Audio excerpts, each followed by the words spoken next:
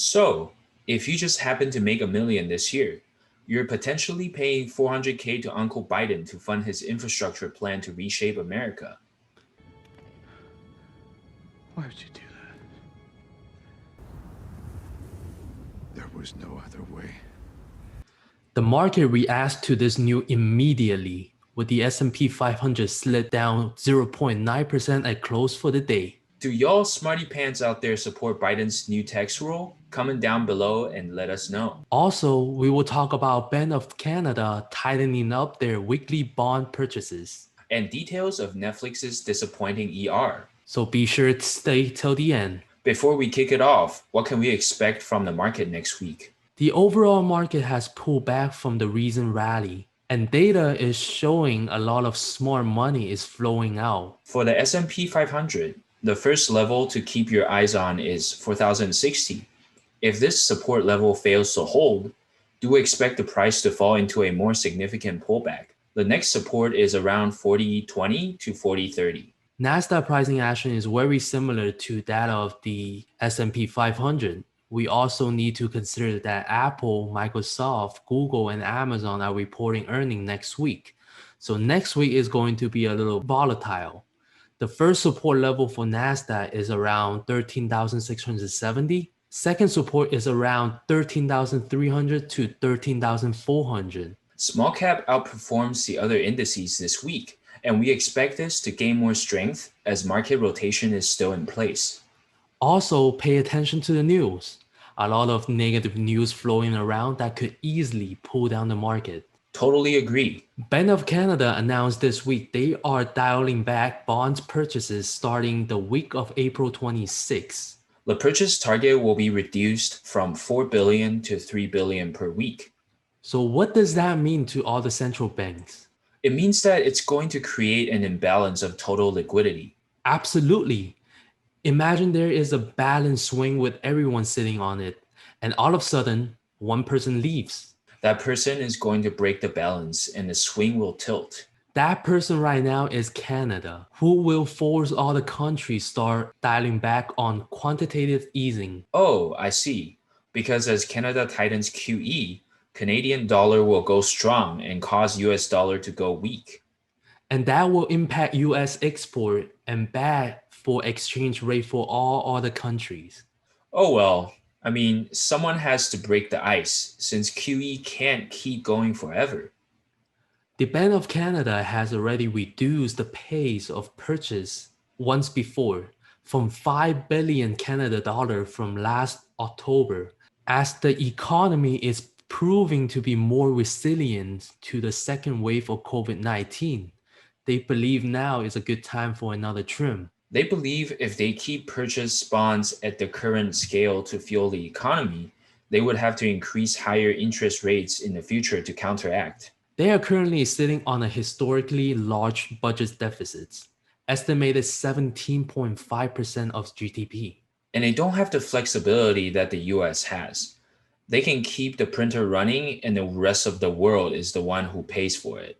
So the market expects the change of Canada increasing interest rate in April 2022 is 50%, and the chance of increase interest rate twice in the next 2 years is 100%, and will probably increase the rate 5 times within the next 3 years. There are a few important messages here. First, as we talked about earlier, other countries will have to raise interest rates to maintain balance.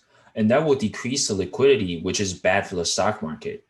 So companies will have to rely on the profit growth to offset the interest rate impact, which means companies with good fundamentals will be good targets. Second, as we know in low interest rate environment, people are loading up on real estate. The housing market are going insane everywhere in Canada and the US. So with the raising interest rate, the housing market would definitely be negatively impacted. Oh, that's right. Let's say the interest rate really gets raised 5 times in 3 years. For those who are invested in real estate, you should probably reevaluate how much margin rate you are on, as you might be paying a lot more interest than you would expect. Yep. And same goes to stock investors. We need to be aware of our margin rate And with Canada being the first to break the ice, and from now on, every Fed decision on interest rate will be very important. I will definitely be paying attention to Powell's press conferences. Here we are in earnings seasons, and the first company of FANG reported a disappointing earning on Tuesday this week. Yup, Netflix share fell about 10% after reported dramatic slowdown in subscribers. They are expecting 6.29 million new subscribers in Q1, but only added 3.98 millions. That is a big miss. Yeah, big one. The guidance for user growth in Q2 was also weak. And honestly, I don't blame them. And Netflix explanation does make some sense. They said the slowdown is partially caused by the delay of new content due to COVID. So as new contents come out, they are expecting stronger subscriber growth in Q3 and Q4. Yup, I understand that. Because there is hardly any consumer loyalty in the streaming media space. If a streaming service has a show that I want to watch, I'm switching. Netflix has also faced an increasing set of competitors in the streaming space. It is not like they are competing with Blockbuster or Redbox. That's right. HBO Max reached 41 million US subscribers, and they are 2 years ahead of their planned schedule as of January this year. And Disney Plus topped 100 million global subscribers not too long after launch. I do enjoy some of the show on Netflix, and they are producing good quality contents, but they are not nearly a profitable enough enterprise to compete with Disney and AT&T. Disney and AT&T are sitting on strong cash flow. Movie franchises such as Marvel and Star Wars, Game of Thrones for HBO, and movie studios versus Netflix is expected to spend another 17 billion in content creation this year. And we hear it again this year. They are very close to being able to sustain positive free cash flow and expect to break even sometimes in 2021, which is this year. They've been teasing me with that line for many years. We will have to see for the next few quarters and how much they are planning to spend on new content. Agreed. There is something promising for Netflix, which is their 5 billion stock buyback program. That should be able to hold the stock price well. I would consider my first entry to be around 492. Personally, I would rather invest in Mickey Mouse. I prefer to have all the content creating infrastructure ready, so I'm waiting for Disney to retrace to 170 level to open a long-term position, and will add more if it reaches 160. It's time for top picks of the week. Nice bounce and rally in gold. US dollar is reversing. My favorite ETF to invest in gold is GLD.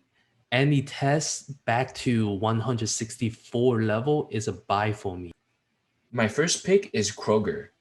It has tested 38.6 level 3 times since March 30th. If it breaks above 38.6, I would go for a breakout and set stop at slightly below 38.6.